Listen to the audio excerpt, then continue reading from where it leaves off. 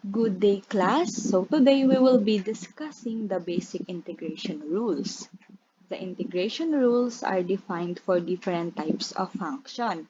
So let us learn here the basic rules of integration of the same common function.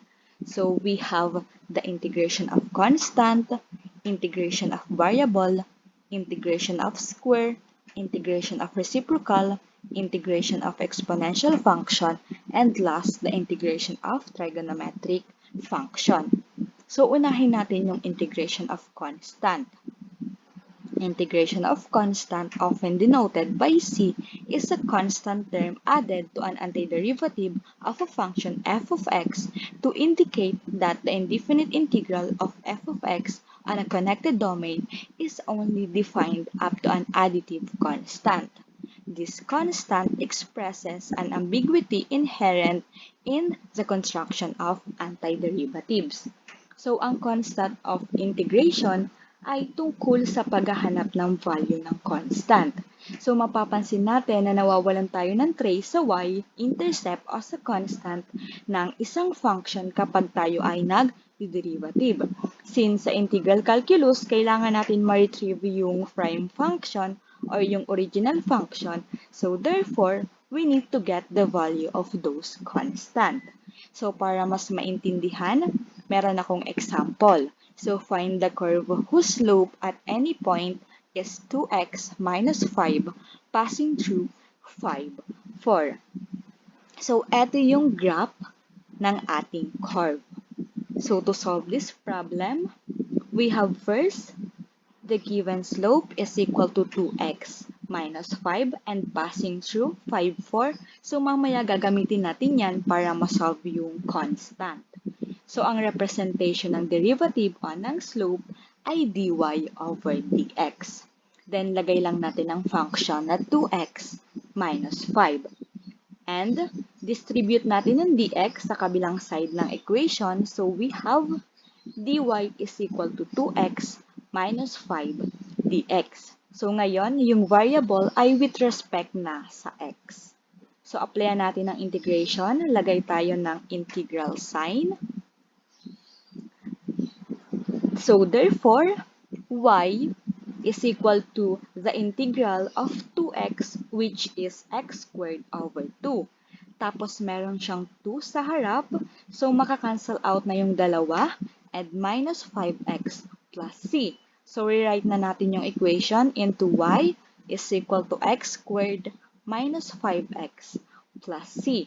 So, gagamitin natin ito mamaya para ma-solve natin yung hinahanap na constant. So, what we will do is to substitute the value of x and y to the function. So, hanapin naman natin yung passing through ng 5 and 4. So, therefore, in here, we have x is equal to 5 and y is equal to 4. So, gagamitin na natin yung equation na y is equal to x squared minus 5x plus c. So, substitute lang natin yung 4 sa y and yung 5 sa x. So, we have 4 is equal to 5 squared minus 5 times 5 plus c. So, etong positive 5 squared and negative 5 times 5, makakancel na siya. So, we have c is equal to 4. So, therefore, the equation of the curve is y is equal to x squared minus 5x plus 4. Now, let's proceed to integration of two variable. So, we can integrate functions of two variable in a similar way. We determine partial derivatives of function of two variables. So, meaning, if integrating with respect to x, treat y as constant. Then, if integrating with respect to y, treat x as a constant. So, I have here an example. If we are given f respect to y, x and y is equal to 3x cubed minus 4 over y squared minus x plus xy plus 2y. So first, find the order of partial derivative. So ayan, and integrate with respect to x as well with respect to y. So if we are given the following function in two variables, the partial derivative of f with respect to x is equal to 9x squared minus 1 plus y. Now, let's go ahead and see if we recover the function if we integrate this partial derivative with respect to x. So we have 9 times x cubed over 3 minus x plus again treating y as a constant. So this would give us y times x. And last, we need to simplify this. So we're going to have 3x cubed minus x plus y. Now, if we compare this antiderivative with the original function in two variables, hindi natin na-recover yung entire function. We're missing negative 4 over y squared and 2y. So instead putting plus c like we normally do when integrating functions of one variable, we're going to put plus c of y to make sure that we recognize that we may not have recovered the entire function in terms of y. So now, let's determine the partial of f with respect to y.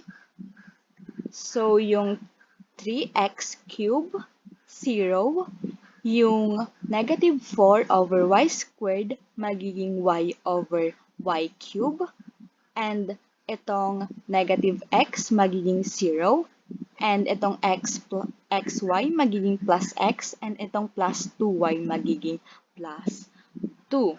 So, ang partial derivative ng f with respect to y is 8 over y cubed plus x plus 2. And now, we're going to integrate this with respect to y, again, treating x as a constant. So, we have 8 times y raised to negative 2 over negative 2 plus x times y plus 2y. So, let's simplify this. So, magiging negative 4 over y squared x plus y plus 2y. So, comparing this function to the original function, notice again, we're missing some of the x terms. So, our constant of integration will be c of x. So, yung final answer dito is negative 4 over y squared plus xy plus 2y plus c of x. Next, we have the integration of square. A square integrable function, also called a quadratically integrable function or square summable function, is a real or complex valued measurable function for which the integral of the square of the absolute value is finite. So I have here an example, the integral of dx over x squared minus 4x plus c. So magiging the integral of dx over x minus 2 minus 4x plus 4 and plus 7 minus 4. So nilagyan lang dito ng positive 4 and then negative 4. So magiging the integral of dx over x minus 2 squared plus 3. So, etong x minus 2 squared is dahil lang dito. And then, plus 7 minus 4 is equal to positive 3. So, etong dx natin, substitute lang natin siya into du. And then, etong x minus 2, substitute naman natin siya into u. So, we have the integral of du over u squared plus the square root of 3 squared. So, ang magiging final answer natin is 1 over the square root of 3 arctan x minus 2 over the square root of 3 plus c. So, let's proceed to the integration of reciprocal. The integration of multiplicative inverse of a variable equals to sum of natural logarithm of variable and constant of integration is called the reciprocal rule of integration. So the integration of reciprocal x with respect to x is equal to natural logarithm of variable x and integral constant. So it is mathematically expressed in the following form in calculus. So I have here an example, the integral of 1 over 5x plus 3 dx.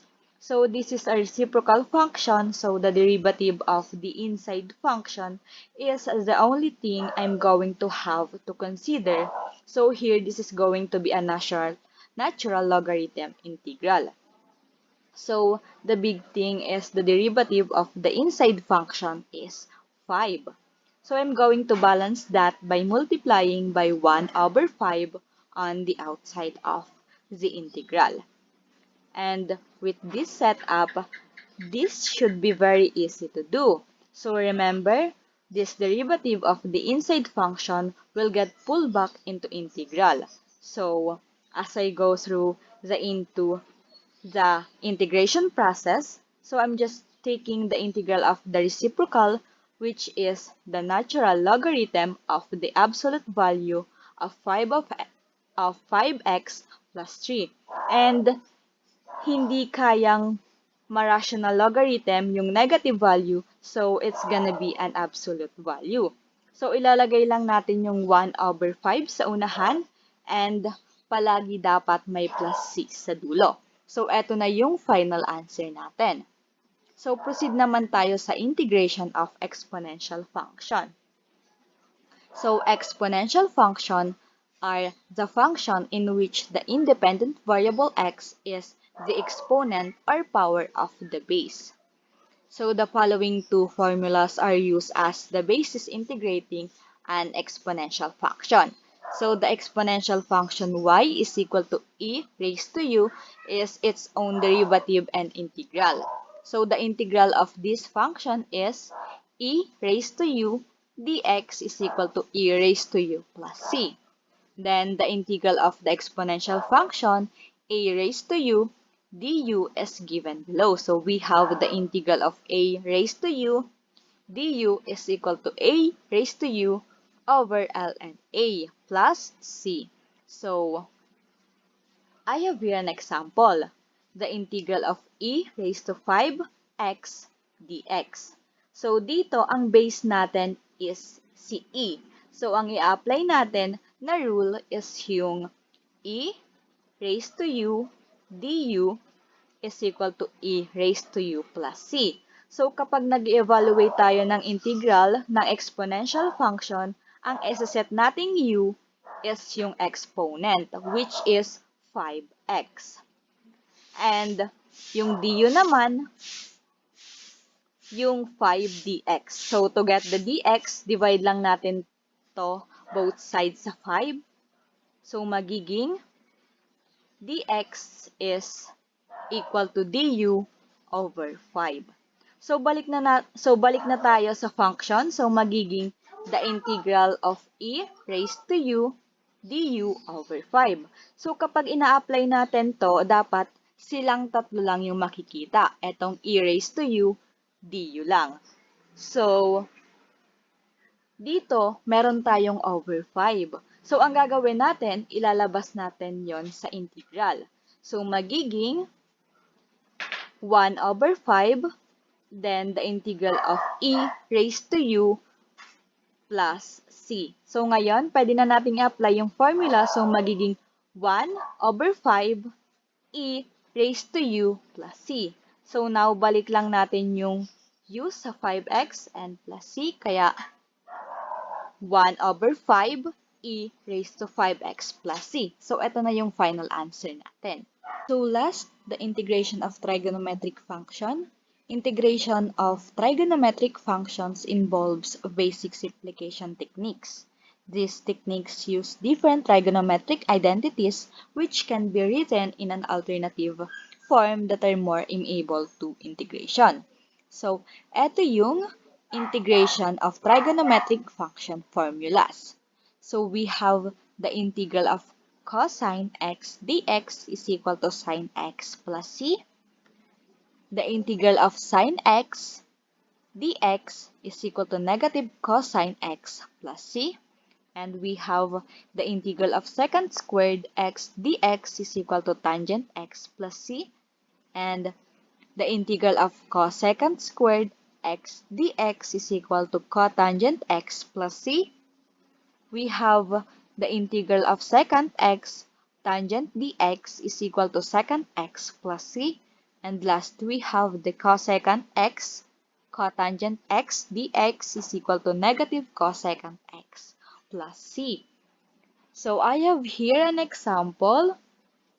We have to get the integral of 3 sine x plus secant squared plus x dx. So medyo madali lang to kasi meron tayong direct formula na magagamit. We just have to separate yung 3 sine x at secant squared x, that is by applying sum indifference rule of integration, so we can take the integral separately. So impisahan natin dito kay integral of 3 sine x dx plus atong pangalawa, the integral of secant squared x dx. So, wala tayong problema sa integral of secant squared x dx. Kasi may makukuha tayong sagot, ang kaso, etong sa unahan na 3 sine x dx. So, ang kailangan natin gawin dito ay ihiwalay natin yung 3 sa sine x dx. Kaya ang gagawin, by applying constant multiple rule for integration, pwede tayong maglabas ng constant. So, magiging 3 integral of sine x dx plus secant squared x dx. So, binabalang natin tong the integral of secant squared x dx. Now, we can apply our formulas for the integral trigonometric functions. So, ang integral ng sine x dx is negative cosine of x plus c. And ang integral naman ng secant squared x dx is tangent x plus c. So, magiging negative 3 cosine x plus tangent x plus c. So, eto na yung magiging final answer natin.